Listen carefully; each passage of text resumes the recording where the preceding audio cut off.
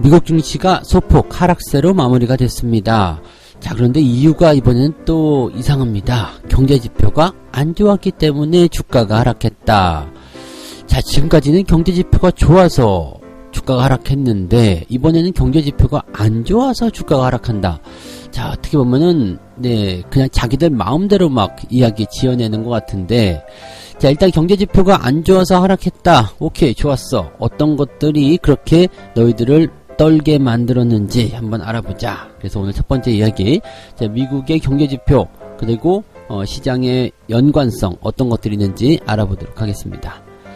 자, ETF 투자 요즘에 많이들 하시고요. 액티브형 ETF 이런 것도 나오고 있다. 공격형 투자에 대한 상품인데요. 자, 근데 레버리지와 굿버스에 대한 주의보도 같이 떨어지고 있습니다. 자, ETF라고 해서 다 좋은 거 아니고요.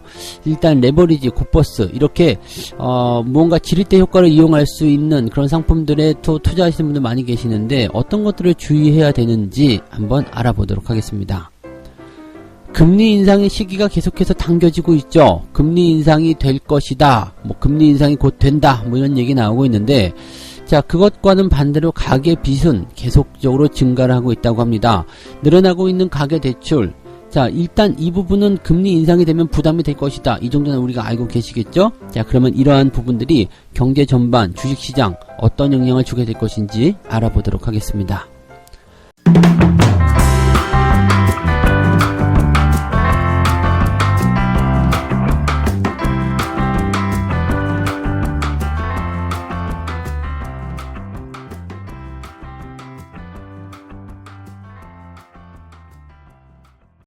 네, 반갑습니다. 자, 오늘은 5월 26일 수요일입니다.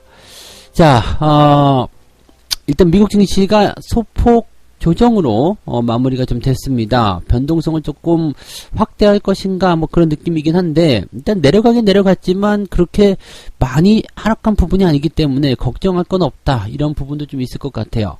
하지만 내용을 좀 살펴보게 되면 일단은 상승 출발을 했단 말이죠. 그리고 나서 분위기 괜찮았었는데 이게 뚝뚝뚝뚝 떨어지면서 결과적으로는 마이너스 마감이 좀 됐습니다. 다우지수가 마이너스 0.24%, 나스닥은 0.03% 이렇게 하락이 좀 됐고요. 증시에 대한 움직임으로 본다라면 그냥 움직임 없었다, 이렇게 보시는 게 맞을 것 같아요. 그냥 약보합인데 티 안 나는 약보합. 그냥 약한 것 같지도 않고 그냥 그래. 이런 정도라고 생각하시면 될 것 같은데요. 보통은 이럴 때는 호재도 없고 악재도 없고 그렇기 때문에 좀 관망해보자. 네, 그렇기 때문에 움직임이 거의 없었던 그런 상황이다라고 보시면 될 것 같은데, 자, 이런 상황들, 일단은 그래도 결과적으로는 주가가 마이너스가 나왔잖아요. 그럼 그 이유를 시장이 찾아야 되겠죠. 어떤 것들이 시장의 발목을 잡아 끌었는지 한번 알아보도록 하죠. 자, 일단은 경제 지표가 별로 좋지 않았다라는 것이 첫 번째 이슈인 것 같아요. 이 경제 지표가 좋지 않았다는 것에 대해서는 어떻게 보면은 되게 이해가 안 되는 부분 중에 하나입니다. 왜냐하면 그동안은 경제 지표가 좋아서 금리 인상이 될 것 같아요. 테이퍼링이 될 것 같아요. 그래서 주가가 하락하는 모습이었잖아요. 근데 이번엔 경제 지표가 안 좋았다. 그러면은 테이퍼링, 금리 인상 신경 안 써도 되는 거 아닙니까? 주가 올라야죠. 이렇게 돼야 되는데 경제지표 안 좋다고 해서 주가가 하락한 그런 상황이 벌어졌습니다. 미국의 5월 발표된 소비자 신뢰지수가 예상치를 밑돌았다. 즉 소비자들이 신뢰성을 많이 떨어뜨렸다, 이렇게 봐야 될 것 같은데, 자, 117.2 이게 나왔어요. 그래서 이렇게 월스트리트가 예상한 예상치가 118.7, 얼마 차이도 안 나네요. 그리고 4월 달에 나타난 수치가 121.7이에요. 121.7. 그렇게 차이 많이 안 나는 부분들이죠. 그리고 일단은 계속적으로 보면 이제 분위기 좋다, 이렇게 나올 수 있겠습니다만, 이제 4월 달이 이 소비자 신뢰지수가 굉장히 높았던 그런 달이기도 합니다. 121. 이게 팬데믹 이후에 가장 높았던 그런 수치였기 때문에, 보통 경제 지표들은 좋으면은 계속 좋아질 것이다, 이렇게 생각하시는 분들 많이 계시지만, 이게 어느 정도 변동성을 가지면서 갑니다. 그래서, 121이라는 어떤 새로운 수치를 썼다라면 또 살짝 들어가면서 이제 수치 아래로 떨어졌다가, 그 다음에 다시 또 올라가지고 그런 모습도 보이게 되는 거죠. 자, 지금 시장에서 보여지는 부분은 일단 예상치보다도 좋지 않았다. 이런 부분들이, 이제 중요한 그런 모습이라고 좀 보시면 될 것 같고요. 이렇게 소비자 신뢰지수가 조금 안 좋게 나온 이유 중에 하나는 경기가 좋아지고 난 이후에 그 다음에 어떻게 될 것인가, 계속 좋아질 것인가, 거기에 대해서 이제 소비자들이 이제 우려를 하고 있다. 뭐 지금이야 괜찮지만 나중에 이제 뭐 금리도 인상되고 이렇게 되면 좀 좋지 않지 않을까, 안 좋아지지 않을까 이 생각을 했다라는 거죠. 근데 이렇게까지 분석을 해야 될 필요가 있나? 제가 늘 드리는 말씀 중에 하나지만 걱정을 미리 땡겨가지고 할 필요가 없다는 얘기죠. 뭐 10년 후에 어떻게 될 것인지, 20년 후에 어떻게 될 것인지, 뭐 이런 것들을 미리 가지고 걱정할 필요가 없어요. 지금 금리 인상은 아직은 멀리 있단 말이에요. 적어도 1년 이상 남아있다 보셔야 되는데, 그 금리 인상 이후에 시장이 어떻게 될 것인지, 그것을 지금 뭐하러 걱정하냐는 얘기죠. 그래서 이 소비자들이 그런 것들에 대한 걱정을 하고 있다. 야, 그것 때문에 지금 소비자 신뢰지수가 내려갔다. 이런 식으로 갖다 붙이는 것은 조금 어거지 아니겠느냐 이렇게 생각 좀 해볼 수 있을 것 같긴 해요. 자, 근데 어쨌건 그 인플레이션에 대한 압력은 조금 이제 줄어들었다라고 볼 수는 있을 것 같습니다.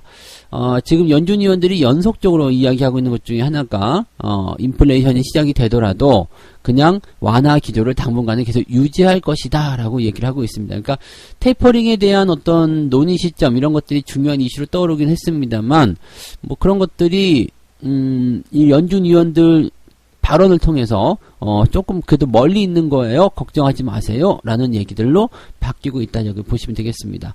물론 이제 뭐 FOMC가 열리고 그리고 나서 이제 뭔가 소수위원들의 이야기가 어떻게 나올 것인지 좀 살펴보긴 해야 되겠습니다만 당장은 이제 조금 시장을 다독거려주는 그런 형태의 모습이다. 라고 생각하시면 되겠죠. 자, 그 다음에 보죠. 또 다른 경제지표 보게 되시면은요. 주택가격지수는 일단 높아지고 있습니다. 주택의 가격지수. 이것도 뭐 인플레이션이라고 봐야 되겠지만 주택 가격이 올라가고 있죠. 그래서 전달에 12%보다 높아진 13.2% 2005년 12월 이후에 최고 상승률이다 라고 되어 있습니다. 이 주택지표가 되게 중요한 이유는 리먼 사태, 즉 2007년 2008년 이후에 이 시장 자체가 주택시장이 좀 붕괴가 됐잖아요. 그런 부분이 붕괴가 되면서 전체적으로 좀 안 좋아서 그 이후에 이제 경기 회복의 가장 기준점이라고 볼 수 있는 것이 이제 주택지표, 굉장히 이제 중요하게 보는 내용들이긴 한데 이 주택 가격 지표가 올라가고 있다라는 것은 그래도 경기가 좋아지고 있다는 것으로 볼 수 있겠고요. 2005년 12월 이후라고 본다라면 이제 경기가 한참 좋았던 시기였잖아요. 그때만큼 또 그때 이상으로 시장의 어떤 가격대가 형성되고 있다. 뭐 거래가 활발해지고 있다. 이렇게 볼 수도 있는 거고요. 어떻게 보면 이제 시간이 많이 지났기 때문에 거기에 따른 자연스러운 인플레이션, 뭐 그런 상품 가격의 인상 이런 것들로 봐야 되는 것 아니겠느냐 뭐 이렇게 볼 수도 있겠죠. 근데 어쨌건 지속적으로 상승하고 있다라는 거 이렇게 본다라면 뭐 그렇게 나쁘지 않아요 라고 볼 수도 있을 것 같긴 해요. 근데 이제 4월달 신규 주택 판매가 조금 줄었습니다. 뭐 5.9% 정도 들어갔다라고 되어 있어서 예상치를 조금 밑돈 상황이긴 한데 뭐 그렇게 크게 차이는 안 납니다. 그러니까 시장이 예상한 그런 부분만큼 어느 정도는 해줬다라고 되어 있죠. 그러니까 새롭게 주택을 사들이는 사람들 당연히 많지 않을 것 같아요. 그리고 변수가 좀 있어야 되지 않겠어요? 지금 코로나 때문에 경제 상황이 안 좋다라는 얘기가 나오는데 여기서 집 사고 차 사고 막 이렇게 하긴 좀 애매하잖아요. 그래서 회복은 되고 있는데 그 회복의 속도가 조금 더디다 라고 보시면 되겠죠. 그 외적인 뉴스를 보게 된다면 코인베이스에 대한 가격이 조금 상승이 됐다라고 되어 있습니다. JP모건이 투자 의견을 비중 확대로 진행이 좀 됐습니다. 그래서 뭐 비트코인 가격도 뭐 급등 급락 또 다시 뭐 반복하고 있는 것 같긴 한데 이 코인과 관련된 부분에서는 당분간은 이 논의가 끊이지 않을 것 같다라는 생각 좀 해볼 수 있을 것 같고요. 어떻게 본다면 이 코인 시장 자체를 이 금융사들이 뭔가 돈벌이로 이용하려고 계속 살려주지 않겠는가라는 생각도 좀 해볼 수 있을 것 같아요. 그렇다고 하더라도 이 코인에 대한 부분들이 이제 뭐 그 기축통화를 대신한다든지 이렇게는 절대 될 수 없고요. 그냥 상품의 하나 그런 정도로 이용을 하면서 금융사들이 돈벌이 정도로 이용하려고 하지 않을까라는 생각을 좀 해볼 수 있을 것 같아요. 그리고 이제 뭐 항공주라든지 이렇게 여행과 관련된 그런 섹터 쪽에서의 기대감들도 커지고 있다 보시면 되겠습니다.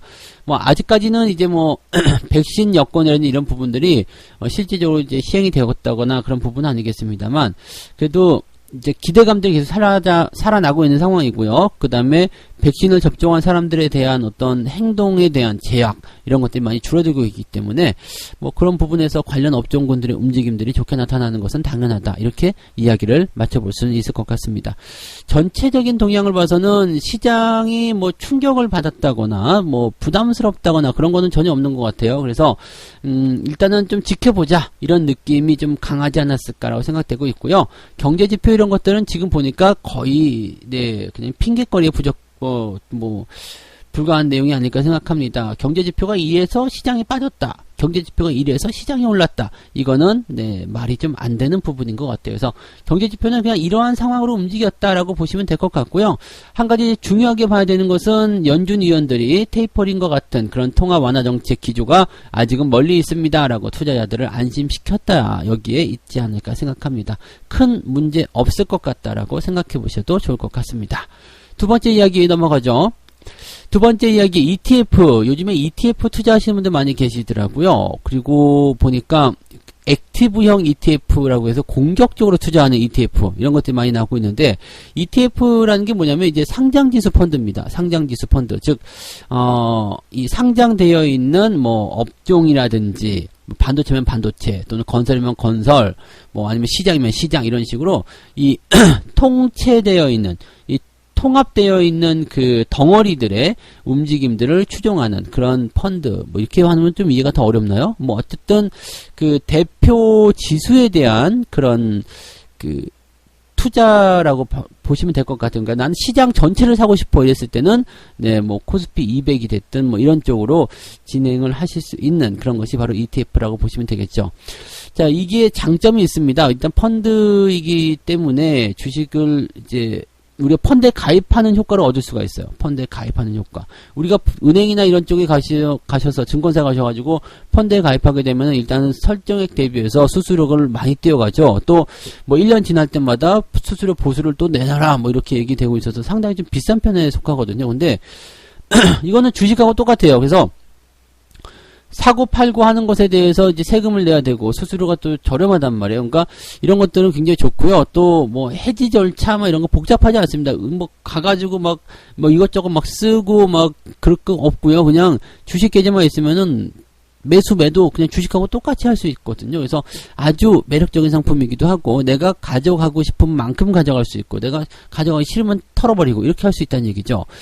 저도 이제 레버리지를 가지고 있는데 지금 뭐 어차피 그 작년 3월 정도에 구매를 한 거라서 상당히 네 많은 수익이 나오긴 했습니다. 근데 이렇게 뭐 하나 정도 갖고 가서 장기적으로 끌고 가시는 거 이건 나쁘지 않을 것 같아요. 그리고 뭐 펀드이지만 또 이제 시장의 흐름에 따라서 움직여지고 있기 때문에 뭐 그런 것들은 어떻게 보면은 좀 손쉽게 또 우리가 펀드의 효과를 누릴 수 있는 그런 어떤 투자의 포지션이 아니겠는가 생각할 수도 있을 것 같아요.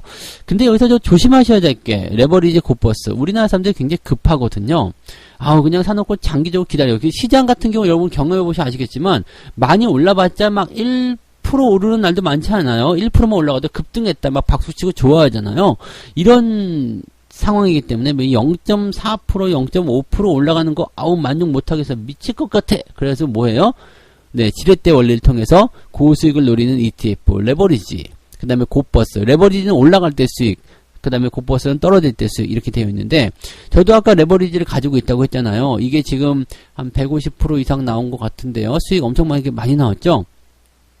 증시가 그만큼 올라갔기 때문이에요. 네, 2000년도 3월에 비하면은 상당히 많이 올라왔죠. 제가 3월에 구매를 했기 때문에, 뭐 지금 지수로 따지면 지금 3000이잖아요? 어마어마하게 올라왔죠. 지수 곱하기 2배라고 하시면 될 것 같아요. 지수가 1% 올라가면 레버리지는 2배 올라간다. 인버스는, 곱버스는 2배 내려간다. 이렇게 생각하시면 되는데, 그러면은 그런 거 사가지고 올라가는 시기에 막 투자하면 되는 거 아니에요? 라고 하실 수 있겠는데, 보통 ETF는 펀드이기 때문에 단타 치시는 분들 많이 계시긴 하겠습니다만은, 단타보다는 장기적으로 이용하시는 분들 굉장히 많이 있죠. 근데 여기서 욕심을 살짝 내가지고 장기적으로 2배씩 올라오면 더 좋지 않겠느냐 이 생각하시는 분 계세요. 즉 3000포인트에서 4000포인트 간다. 그러면은 지수 대비해서는 30 한 5%쯤 네 올라가죠. 네, 뭐 그 정도 올라간다 치고요. 그 정도 올라가서 30% 올라갔다 치십시다. 30% 올라가요. 그러면 레버리지 사게 되면요. 곱하기 2가 되니까 60%가 수익이 나는 거거든요. 그러니까 와 지수가 일단은 4천만 가게 되면 대박이다. 이 생각으로 계속 보유하시는 분들 계실 수 있다는 얘기예요. 또 그런 식으로 접근하시는 분도 계실 거고요. 근데 이제 레버리지나 인버스, 이 곱버스 이런 것들은요. 시장의 방향성이 확실할 때 들어가셔야 돼요. 제가 작년 3월에 레버리지를 샀다 말씀드렸잖아요. 그때는 시장이 완전 바닥에서부터 치고 올라가는 그런 상황이 만들어졌기 때문에 매수해놓고 수익을 크게 뽑아낼 수 있는 그런 조건이 만들어졌는데요. 지금처럼 횡보를 할 때는 결코 좋지 않습니다. 왜냐하면 2배거든요. 자, 올라갈 때 1% 올라가요. 근데 내려갈 때는 2%, 올라갈 때는 이제 시장이 1% 움직일 때 시장이 1% 상승했다. 그럼 레버리지 2% 올라가겠죠. 근데 만약에 거꾸로 1% 떨어졌어요. 그러면은 2%가 떨어집니다. 자, 여기서 이제 문제가 생기는 거예요. 자, 10,000원짜리가 1% 올라가지고 10% 올라 칩시다. 10% 계산하기 쉽게요. 10,000원짜리가 10% 올라가서 11,000원까지 올라갔어요. 그러면은 이 11,000원이니까 레버리지를 친다라면 10,000원에 투자했을 때는 20% 올라서 12,000원에 대한 효과를 보게 되겠죠. 그래서 2% 올라서 그래서 12,000원의 가격이 형성이 되는데 주가가 거기서 1% 떨어져 봐요. 그러면 10,000원에서 1%가 떨어지는 것이 아니라 어떻게 돼요? 예, 다시 10%라고 해야 되겠네요. 그래서 계산. 네, 10,000원이 11,000원으로 일단 올랐을 때 레버리지는 2%가 올라갑니다. 그래서 10,000원에 대해서 2%가 올라갔어요. 근데 11,000원이 된 이후에 다시 10%가 떨어져요. 주가가요. 그렇게 되면 어떻게 돼요? 10,000원에 대한 10%가 떨어지는 것이 아니라 11,000원에 대한 10%가 떨어집니다. 그렇게 되기 때문에 결과적으로 지수 같은 경우는 뭐 크게 변동이 없다고 하더라도요. 레버리지는 여기에 대한 2%가 떨어지는 거죠. 11,000원에 대한 20%가 떨어지는 거예요. 그러니까 이런 식으로 떨어지게 되면은 이게 증시는 큰 변동이 없이 그냥 횡보를 유지하게 되더라도 손실은 계속 커지게 됩니다. 곱버스도 마찬가지고요. 오르고 내리는 것에 대해서 이렇게 변동성이 2배로 커지기 때문에 횡보를 하고 있을 때는 절대적으로 투자하지 말아야 되는 것이 바로 레버리지다라고 보시면 됩니다. 레버리지 곱버스라고 보시면 됩니다. 그래서 이게 변동성이 큰 것들은 시장의 방향성이 좋을 때, 자 이제부터 상승이야 라고 생각됐을 때, 확실해졌을 때 레버리지, 하락이야 생각됐을 때 곱버스, 이런 식으로 투자하는 거고요. 지금처럼 횡보장에서는 절대로 건드리지 말라. 이 이야기 예전에 한번 해드렸죠. 그래서 이 이야기를 설명해드리기 위해서 이 어려운 계산의 늪을 건너갔습니다. 빨리 여러분들이 저에게 격려박수를 보내주시기 바랍니다. 아 힘들었네요 오늘도. 자 벌써부터 피곤한데 자 마지막 세 번째 이야기 하도록 하겠습니다. 세 번째 이야기는 빨리 끝나야 될 것 같아요. 자 세 번째는요 금리 인상. 지금 금리 인상이 이제 될 것이다라는 얘기가 나오고 있죠. 언제 될지 모르지만, 네, 되긴 될 거예요. 근데, 이 금리 인상이 바로 될 것 같긴 한데, 이 브레이크 없는 가계빚의 증가, 대출의 질도 악화가 되고 있다, 이런 얘기입니다. 자, 미국이 금리를 올리게 되면요, 우리나라는 예전처럼 그냥 계속 동결하기 어려울 거예요. 자, 왜냐면 미국과의 금리 차이가 줄어들게 되면, 우리가 2018년도에 경험했듯이, 자금들이 해외로 막 빠져나가게 됩니다. 왜냐면, 미국이라는 초강력한 선진국가가 금리가 높아졌어요. 경기 성장률도 좋아져요. 이렇게 되는 상황 속에서 당연히 자금들이 이머징 마켓에 있을 리가 없거든요. 그러면 미국이 금리 인상을 하게 되면 우리나라도 같이 따라 올려야지만이 어느 정도 외국인들 잡아두거나 이런 투자에 대한 매력도를 높일 수 있는 효과가 그대로 유지가 된단 말이에요. 자, 그러면 우리도 금리 인상을 하게 될 것이다. 근데 미국은 언제? 내년도 네, 일단 내년 한 중후반 되겠죠. 그러면 그 정도까지 본다라면 우리나라도 그 비슷한 시기. 그래서 뭐 크게 걱정할 건 없을 것 같긴 합니다만 문제는 시간은 금방금방 온다는 얘기죠. 내년 중반 안 올 것 같죠? 금방 와요. 눈 감았다 뜨면 내년 중반이잖아요. 근데 여기에서 문제가 있어요. 대출 빚은 계속 늘어나고 있다는 얘기죠. 그것도 가계 대출이요. 왜냐면 지금 뭐 코로나로 인한 어떤 상황들이라든지 여러 가지 기타 상황들 때문에 지금 일단 생활비 대출이라든지 이것도 굉장히 많아지기도 해요. 그리고 지금 일단 코로나 상황이 굉장히 길어지게 되면서 1금융권, 즉 시중은행에서 돈을 빌렸던 사람들이 이제 그 돈마저 다 쓰고 막힌 상황이 되었을 때 돈이 또 필요하잖아요. 그러면은 제2금융권으로 들어가는 상황도 벌어지고 있다고 되어 있는 거죠. 그래서 빚이 계속해서 늘어나고 있는 상태가 일단 되고 있는데 여기서 금리 인상이 떨어진다. 굉장히 이제 힘들어진 상황이 되는 거죠.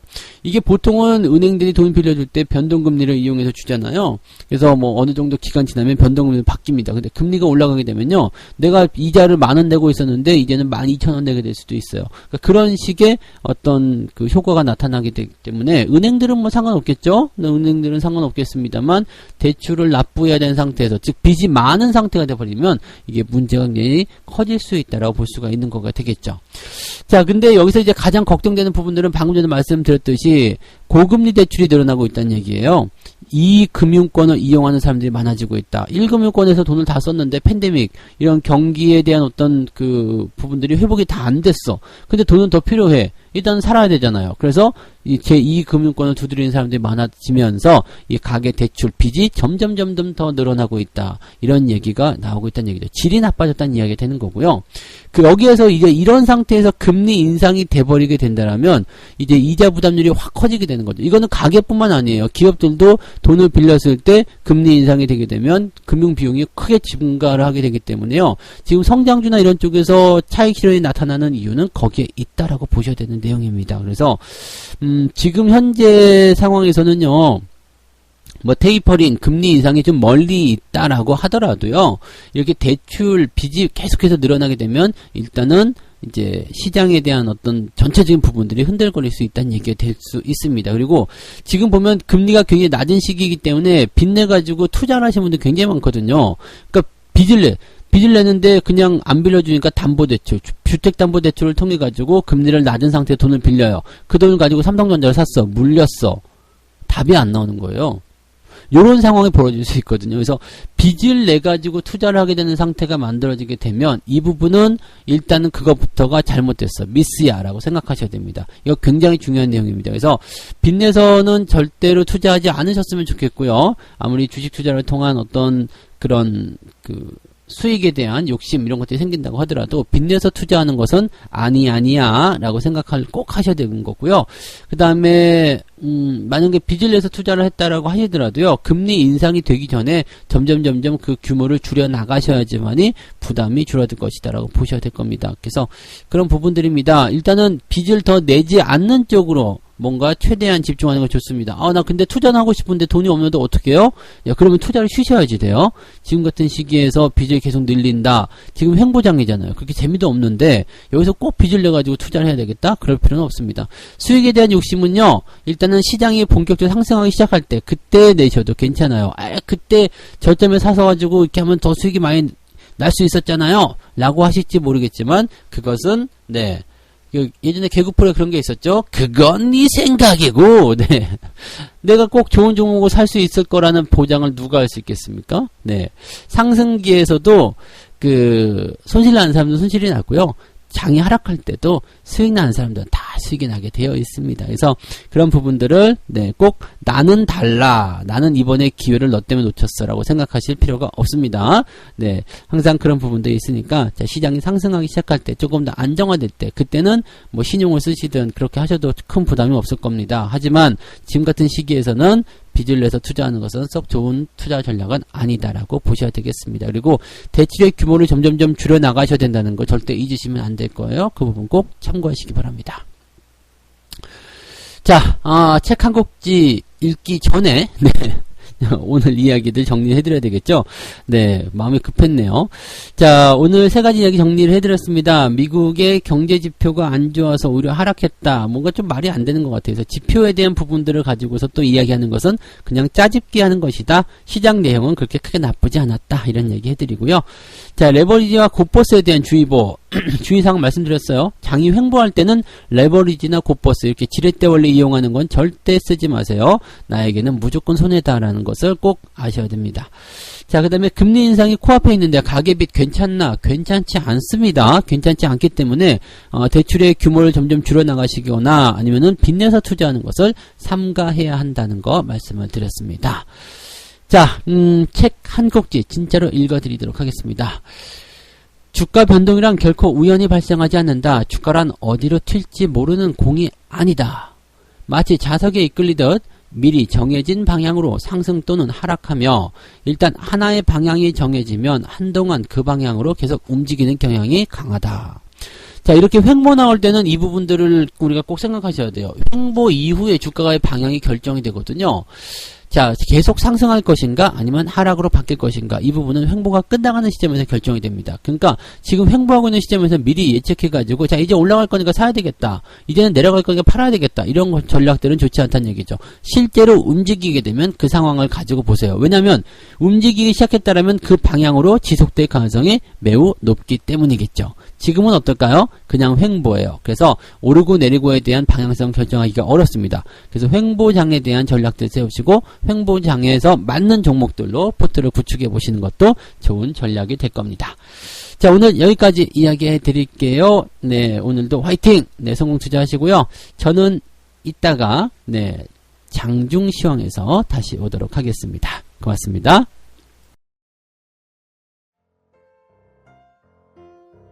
본 방송에서 제공되는 모든 정보는 투자 판단의 참고 자료이며 투자의 최종 책임은 본 방송을 이용하는 본인에게 있습니다.